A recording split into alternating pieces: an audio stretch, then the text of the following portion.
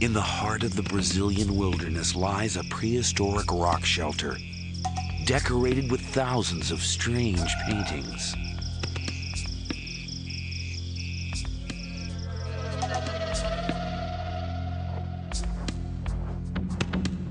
South American archaeologists are finding unusual human remains.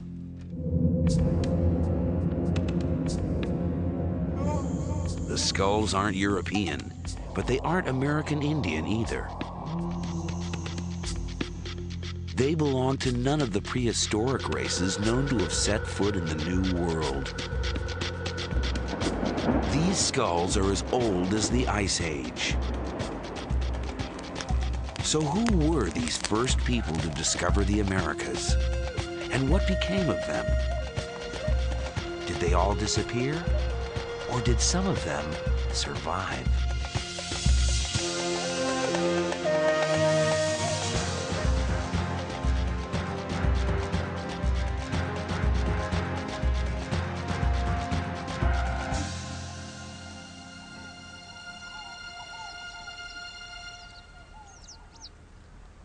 This is Serra da Capivara, a rocky outcrop of cliffs and valleys in a remote corner of northeast Brazil.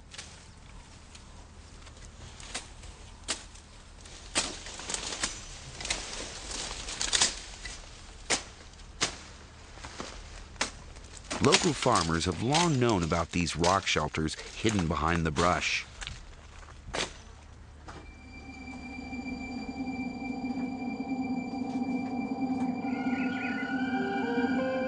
Shelter walls are decorated with scenes from everyday life.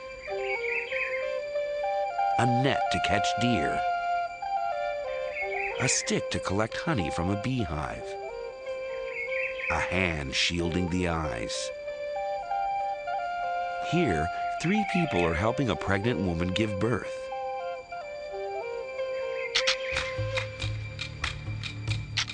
Some of the paintings are harder to interpret.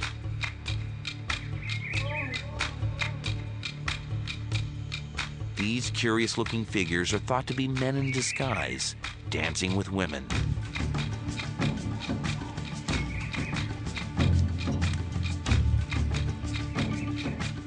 Other images show human figures with decorated bodies. Some wear masks. They hint at some kind of ritual.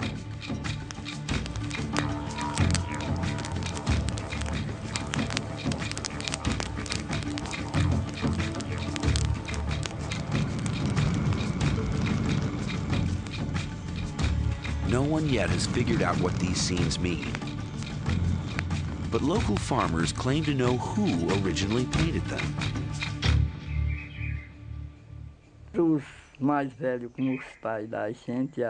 Our elders used to tell us they'd been made by Indians, known locally as the Fierce Ones.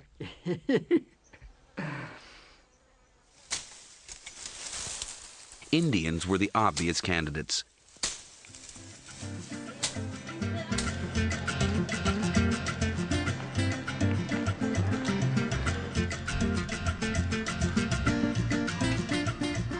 Most of the people who live in northeastern Brazil today are descended from European settlers and African slaves.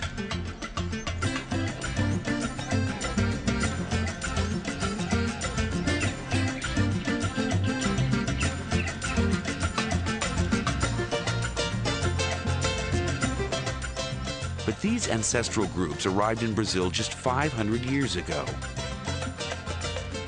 When the Portuguese first discovered Brazil, they found that Indians were already here. And a few of the local villagers are descendants of mixed marriages between Indians, farmers, and slaves.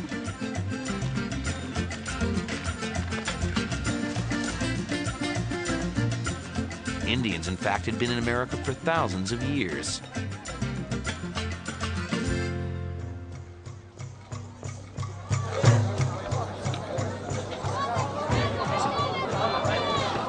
Scientists today can tell precisely when they arrived and from where. All native peoples in South and North America belong to a racial type known as Mongoloid. They're descended from the ancient peoples of Siberia.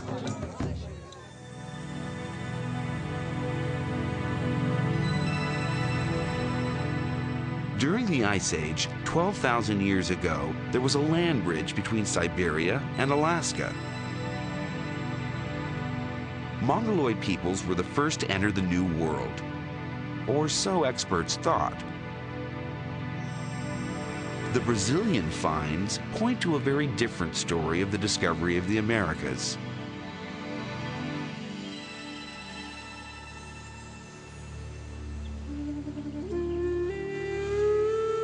The paintings on these rock shelters are much older than the Indians. Here, hunters chased giant armadillos, an animal that flourished during the Ice Age long before the arrival of the Indians.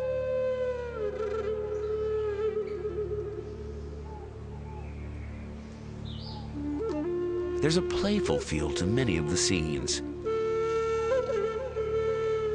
Here, a group of men are standing on each other's shoulders, just like a circus act. And here, a rare romantic moment.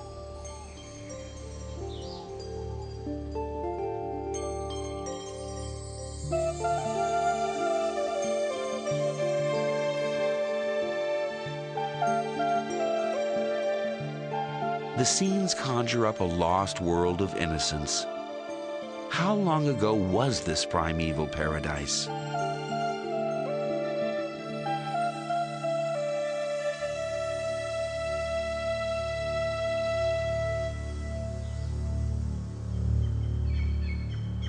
French archaeologists have just finished digging in Pedra Furada, the largest of the rock shelters. Their aim was to go back in time to a period well before the arrival of American Indians.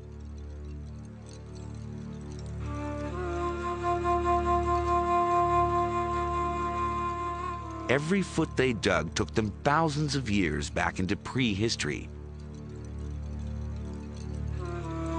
When they reached layers 40,000 years old, they found these.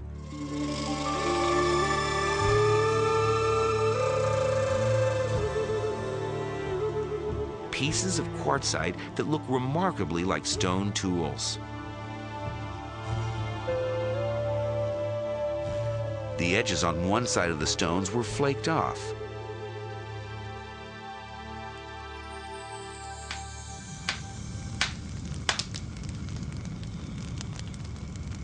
Were these stones shaped into cutting tools by human hands?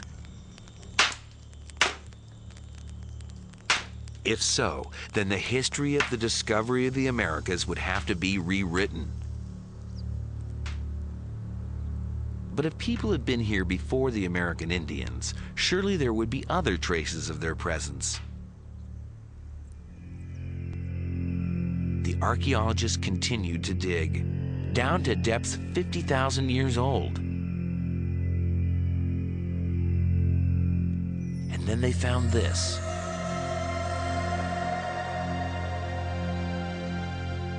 Fragments of animal bone and charcoal.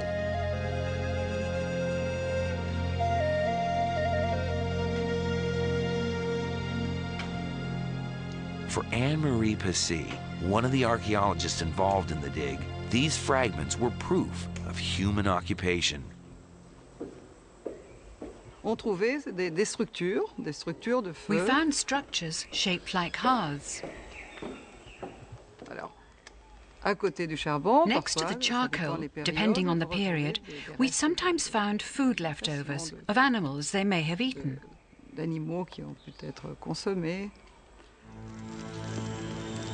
The Brazilian finds show that the New World was discovered tens of thousands of years earlier than previously believed, certainly well before the time of the American Indians. But who were these pioneers? A much earlier wave of Mongoloids, or another race altogether? clues to the identity of the first Americans are emerging in rock shelters in the northeast and southeast of Brazil.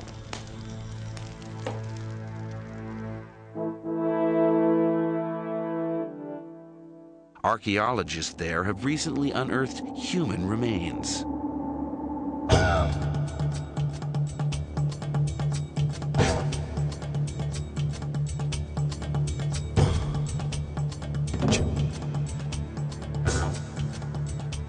Prehistoric skulls were found buried in layers of soil 9,000 to 12,000 years old.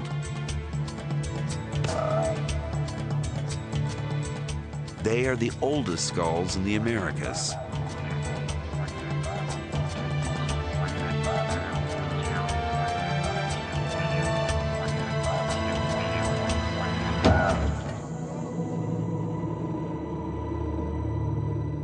And this is the oldest of them all. The skull of a young woman nicknamed Luthia by scientists. Can she tell us who the first Americans were?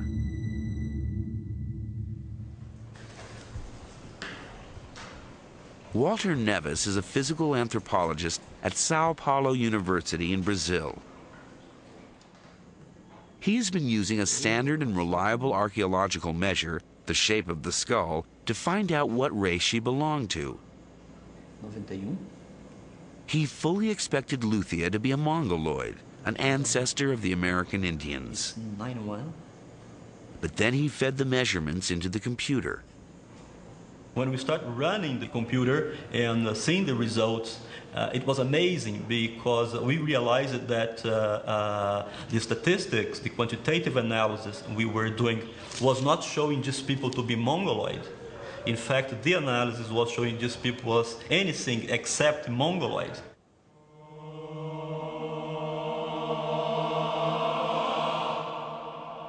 So who was Luthia? And where did she come from?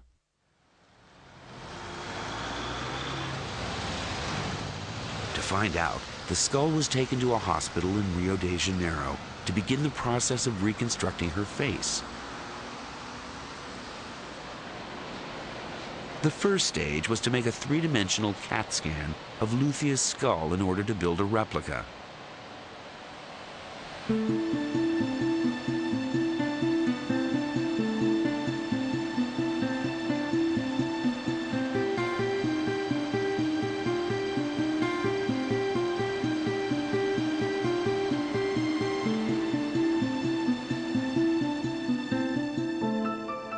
The cast was then given to Richard Neve of the University of Manchester in England, one of the world's leading forensic artists, to recreate her features.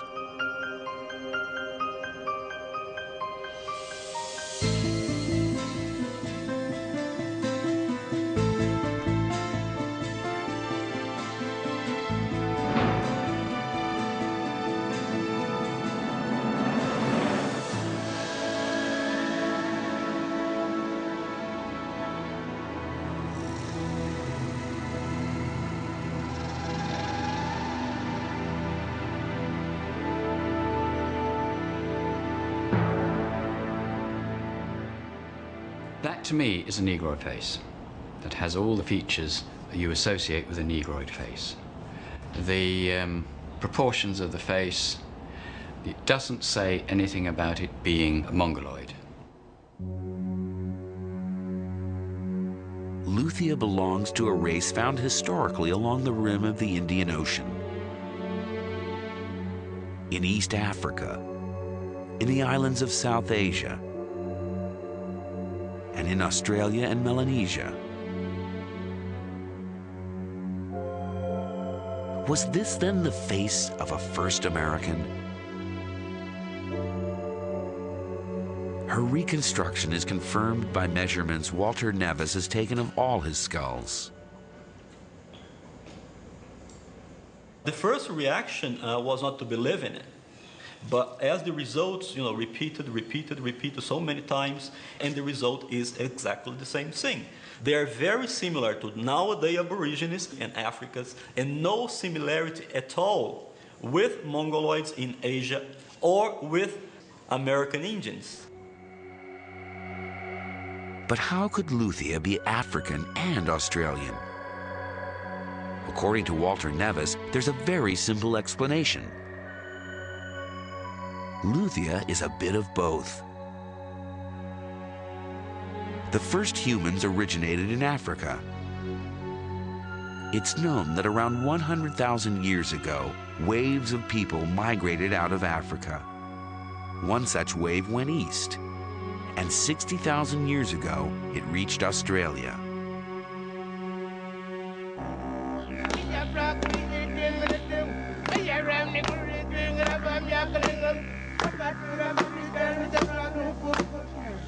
Luthia, it seems, belonged to a race of humans descended from Africans, a race that eventually became today's Australian Aborigines.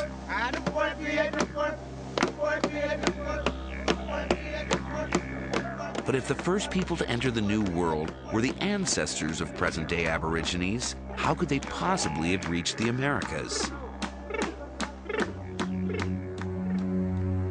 Australia and Southeast Asia are on the other side of the Pacific Ocean, more than 8,000 miles away from South America.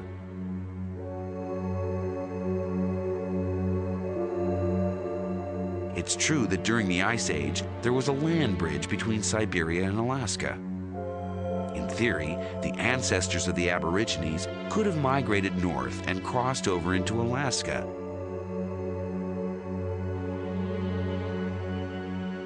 But they wouldn't have made it very far. A permanent mass of ice sat on Canada for thousands of years.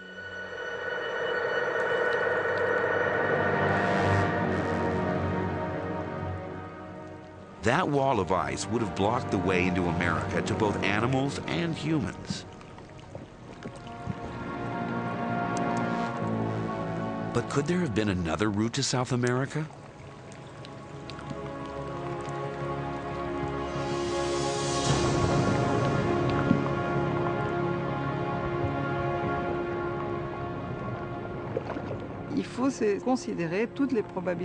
One has to consider all the probabilities.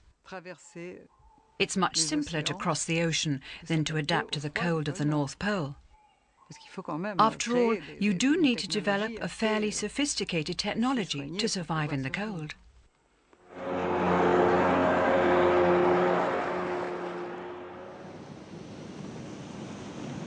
But did the ancestors of the Aborigines have the technology to cross the Pacific?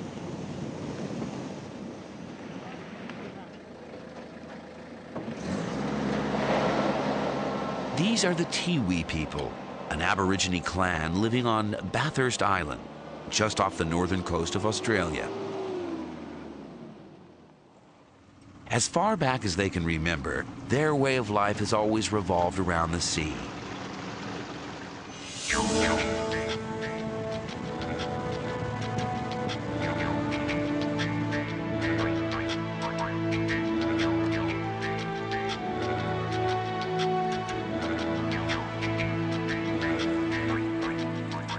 And in these shallow tropical waters, the old-fashioned spear is still the best tool to catch crabs. But the Tiwis are very much the exception. Most Aborigines live on the mainland and have no seafaring heritage.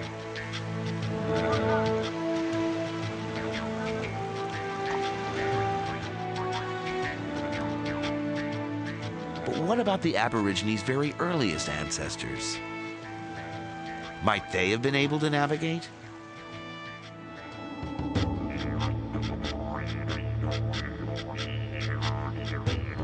Curiously, the best clues to the culture of the first Australians are to be found far away from the coasts.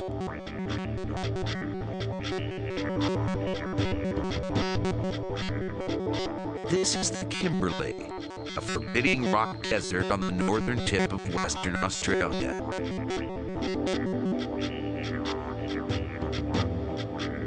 Today, the place is uninhabited. But during the Ice Age, 20 to 50,000 years ago, these were hunting grounds for the first Aborigines.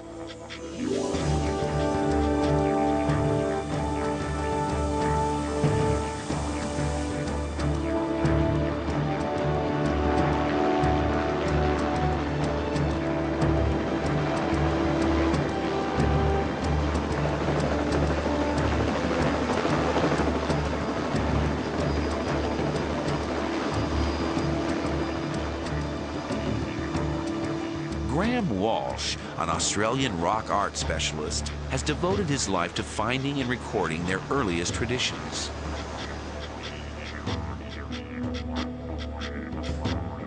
The area is surrounded by rock shelters, many of them decorated with images painted tens of thousands of years ago.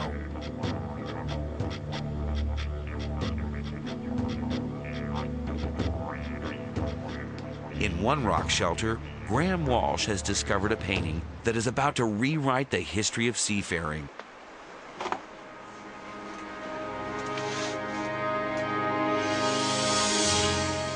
It's the oldest painting of a boat anywhere in the world.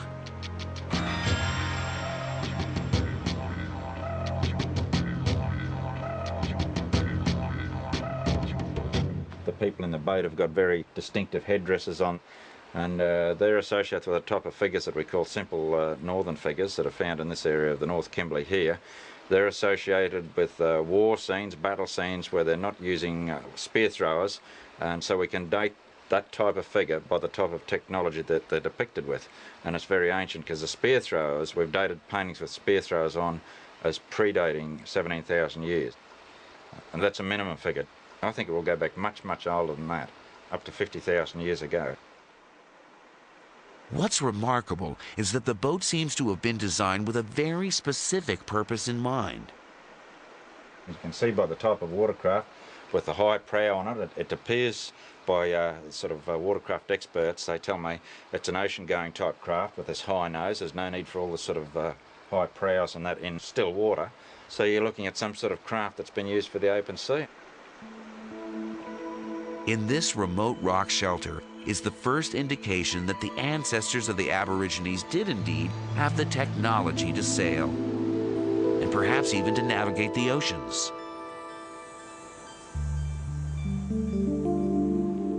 But why would they have wanted to cross the Pacific? The vastness of the ocean was surely a deterrent.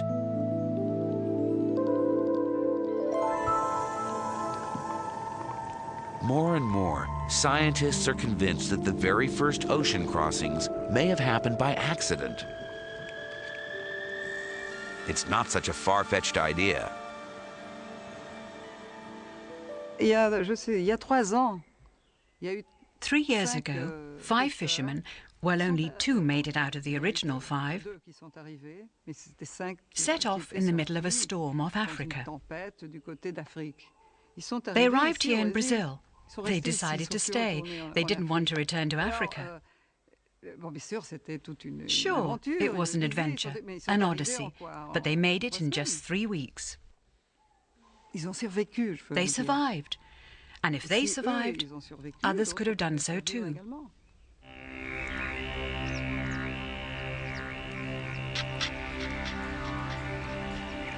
If the ancestors of the Aborigines did reach South America by chance, they would have been the first people to settle the New World.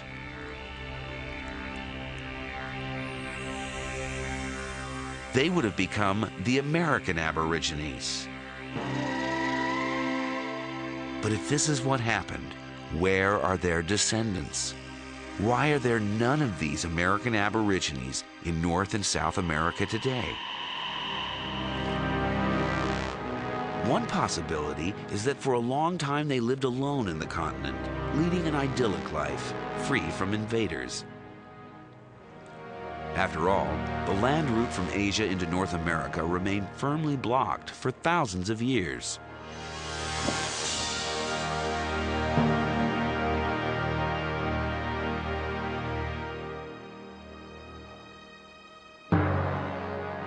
But around 14,000 years ago, the climate began to warm up.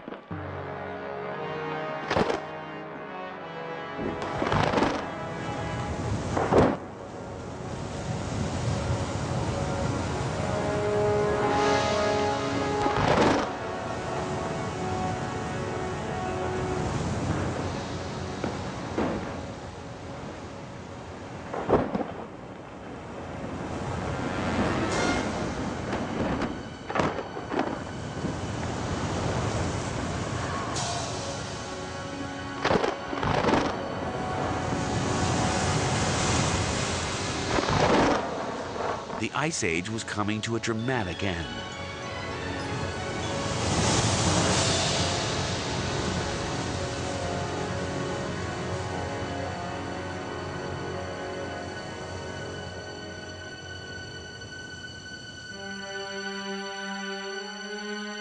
In Alaska, an ice corridor opened up. Animals took advantage and crossed through.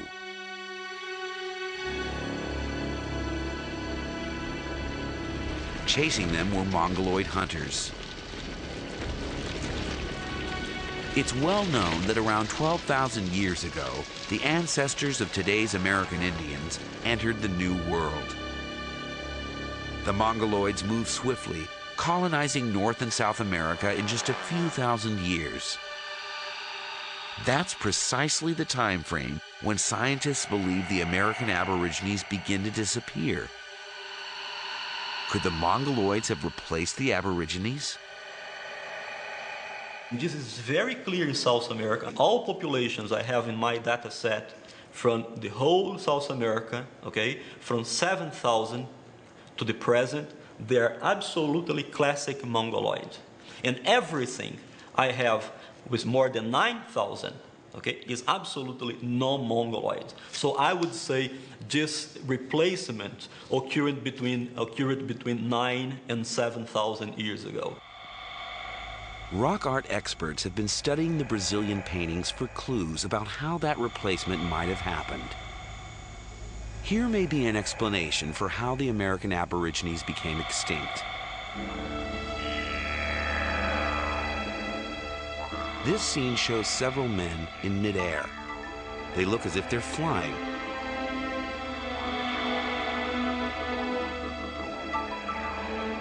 At first, scientists assumed they reflected the playful lifestyle of the American Aborigines.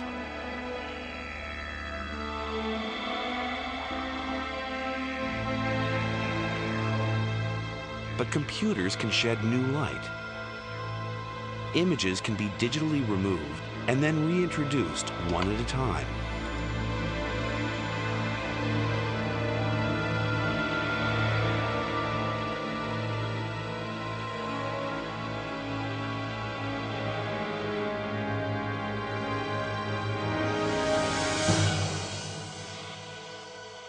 The happy flying figures turn out to be just one figure, a warrior leaping through the air to spear an enemy. At first, we thought this was a scene of harmony, with various figures flying through the air. Now we no longer see it as a scene of harmony, but as a scene of violence. Suddenly, the meaning of the other enigmatic scenes becomes clear. This is another act of aggression. And this, perhaps, an execution.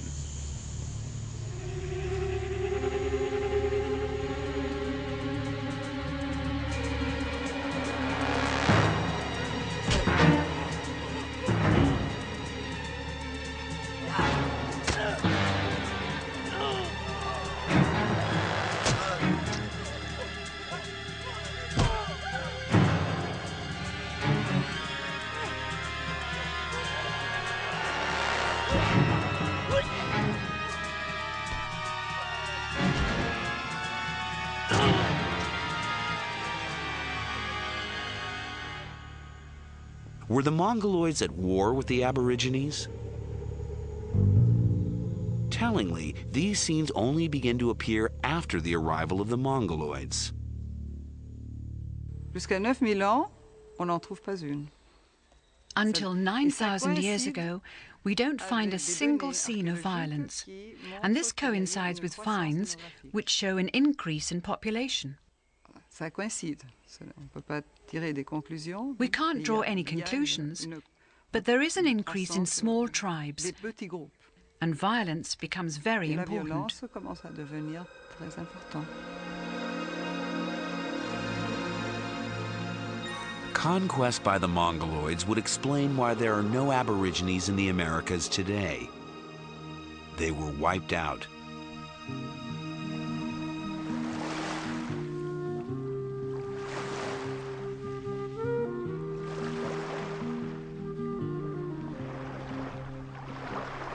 But persecuted peoples often avoid extinction, either through intermarriage with the invader or by escaping into the wilderness.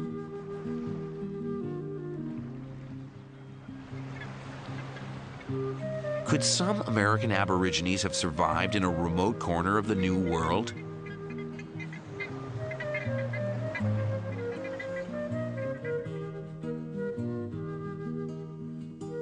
At the southernmost end of the continent lies Tierra del Fuego, a group of islands isolated from the mainland by the Strait of Magellan. The oldest skull found in this part of the world is 9,000 years old. It too was measured by Walter Nevis. 91. This skull also shows a strong similarity with Australians and no similarity at all with nowadays Indians or Mongoloids. Okay, so even in the extreme southern cone of the Americas, okay, was inhabited by these people that has nothing to do with Mongoloids. It seems that some tribes of American Aborigines may have escaped, finding sanctuary here at the far end of South America. So what became of them? Where are their descendants?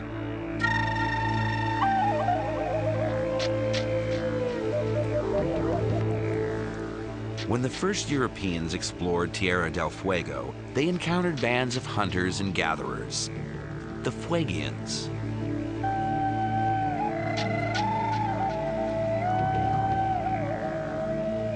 An Italian ethnographer recorded their way of life in the 1930s. It seemed to hark back to a primordial era.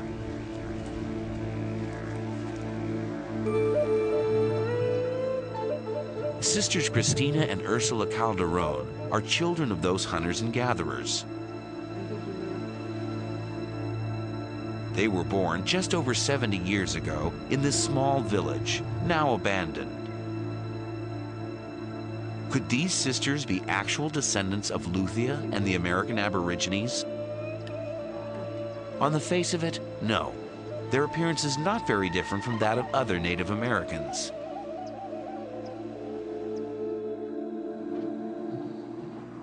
But a more reliable marker of ancestry lies behind the face, the shape of the skull.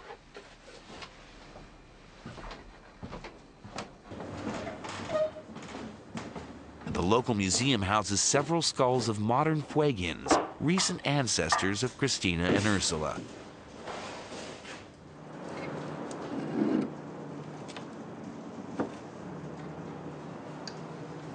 For the first time, scientists have begun to measure these skulls. As expected, they have found some classic Mongoloid traits, such as flat faces. But they also found unusual features, pronounced ridges over the eyes, a distinctly non-Mongoloid characteristic.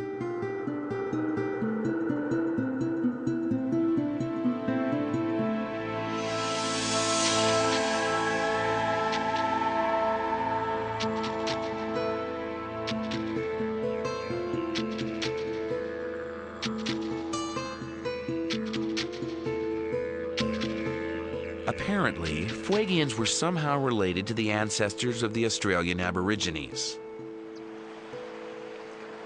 We think that Fuegians is the nowadays Fuegians or the historic Fuegians are the result of interbreeding between the non-Mongoloids and the Mongoloids. It seems that some American Aborigines may have avoided extinction by intermarrying with the Mongoloids 7,000 to 9,000 years ago, and then retreating to Tierra del Fuego, where they lived in isolation until the 20th century.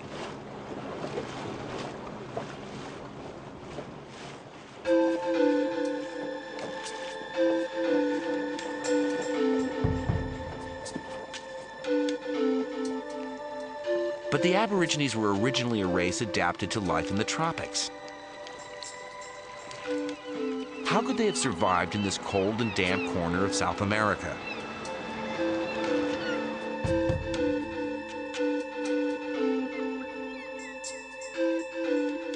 Argentine archaeologists have pitched their tents on the shores of lakes and inlets in search of clues.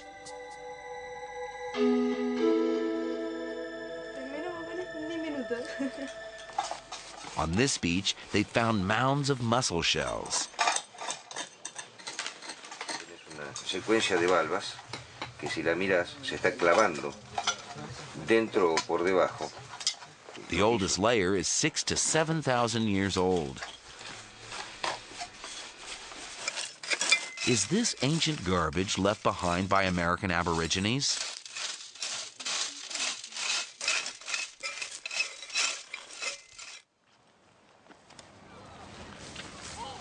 Mounds of shells have been found all over the beach.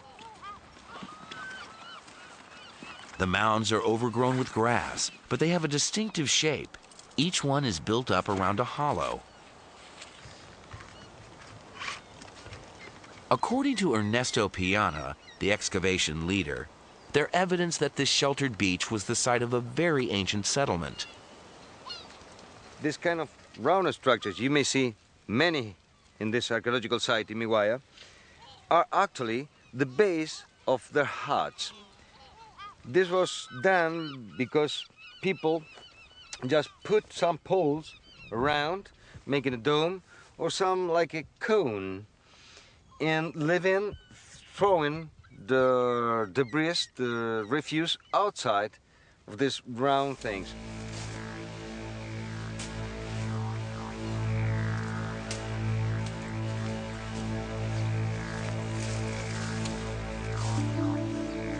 Alongside the very same beaches, similar huts were being built by the Fuegians until just 60 years ago. These huts sheltered the American Aborigines through thousands of winters of wind, rain, and snow. Some tribes wore hides of guanaco, a type of llama, to keep the cold out. But others wandered around virtually naked. How did they cope with the cold?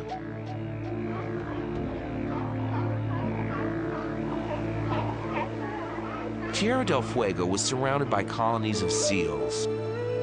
Seal oil rubbed on the skin offered protection against the cold and damp. It was also especially high in calories. A spoonful a day provided extra resistance to the cold. We were given spoonfuls of seal oil. That's how I grew up healthy. And I guess that's why I'm still here today. They said it was very good for the kids, but only in winter, not in summer. Because in summer your face comes out in a rash of spots. The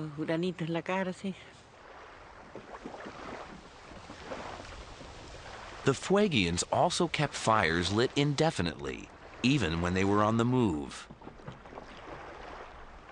They lit their fires in the canoe.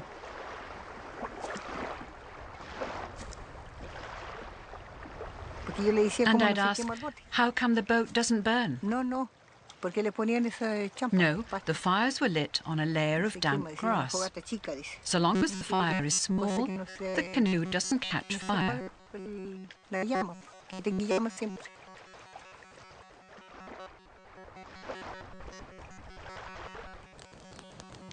Isolated from the rest of the continent, the descendants of the American Aborigines preserved their way of life for thousands of years.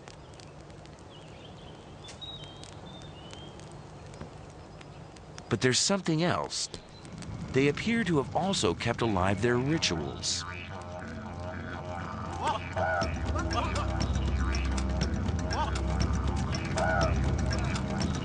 The 1930s expeditions recorded secret initiation ceremonies.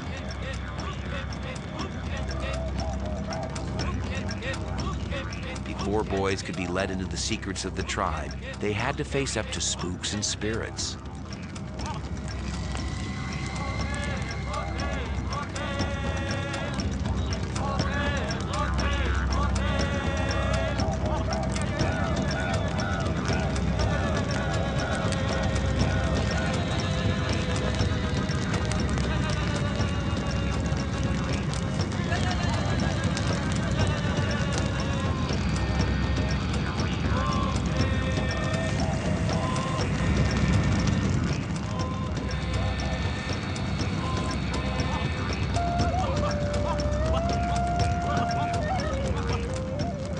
According to the ethnographic reports, boys and women believed the ghosts were real.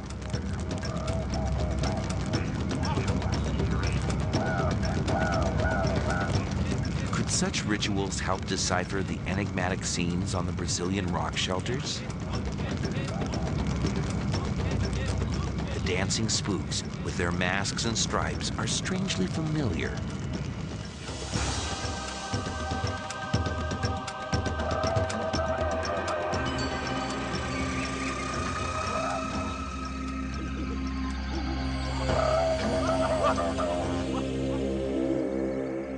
Tribal wisdom taught to the Fuegian initiates was secret. It was only revealed to men. Women were kept in the dark. Any speculation about it was, and still is, strictly taboo. They said it was a very secret ritual. That's why we never talked about it. Only the men were supposed to know about it.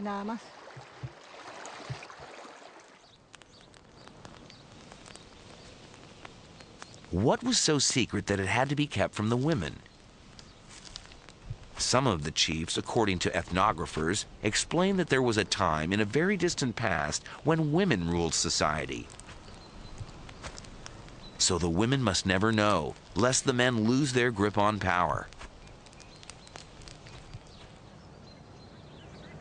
Perhaps this story was brought into the New World by the American Aborigines, because similar legends have been recorded amongst Aborigine tribes in Australia.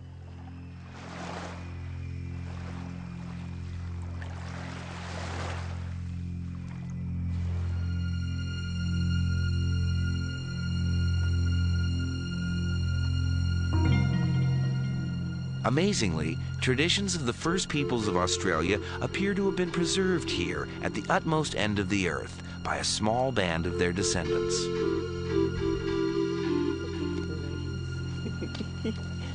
But after surviving 50,000 years, the memory of those traditions is now at risk of being lost forever.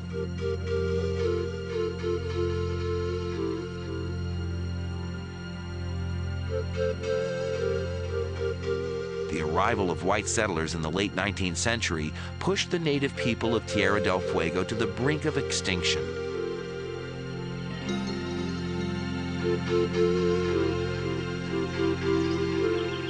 The guanaco was one of the main sources of food. But when European settlers arrived, they saw a land ideally suited for something else.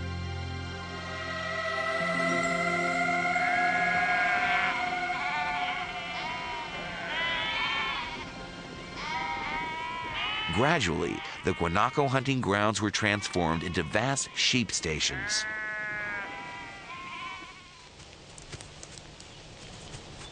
It seems that the Fuegians thought they could simply switch to hunting sheep. It was a tragic mistake. European landlords thought nothing of killing poachers in cold blood.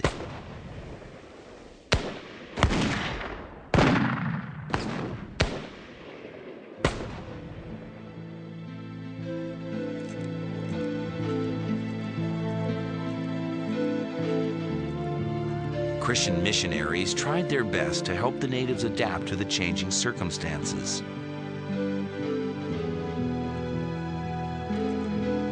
Women and children were brought to the missions to be clothed and educated.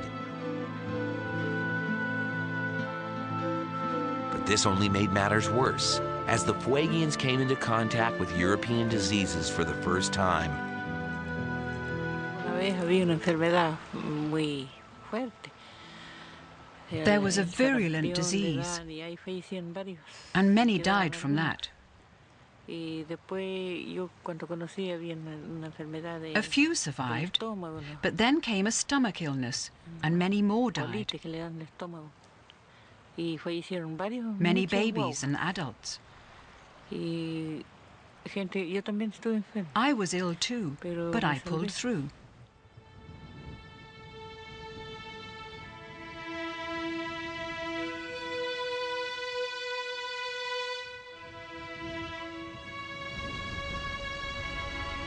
The deaths eventually decimated the villages.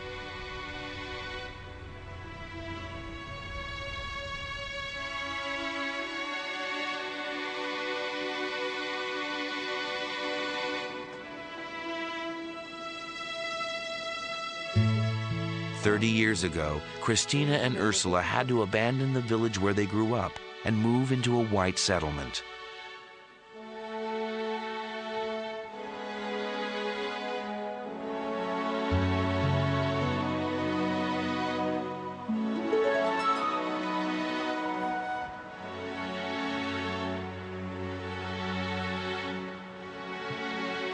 They return occasionally to visit the graves of their family. Christina and Ursula are now the last surviving link to the culture of the pioneering Aborigines who first discovered the Americas. For they are two of only a few full-blooded Fuegians left alive. Their children are the offspring of mixed marriages.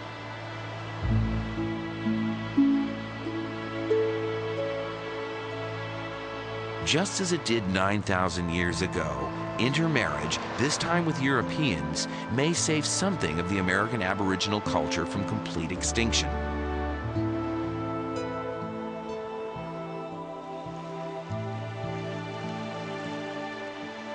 The Fuegians' ancestors had set off from the other side of the world. Their arrival in Tierra del Fuego was the culmination of an epic journey across ocean and continent. They were the first to discover the Americas.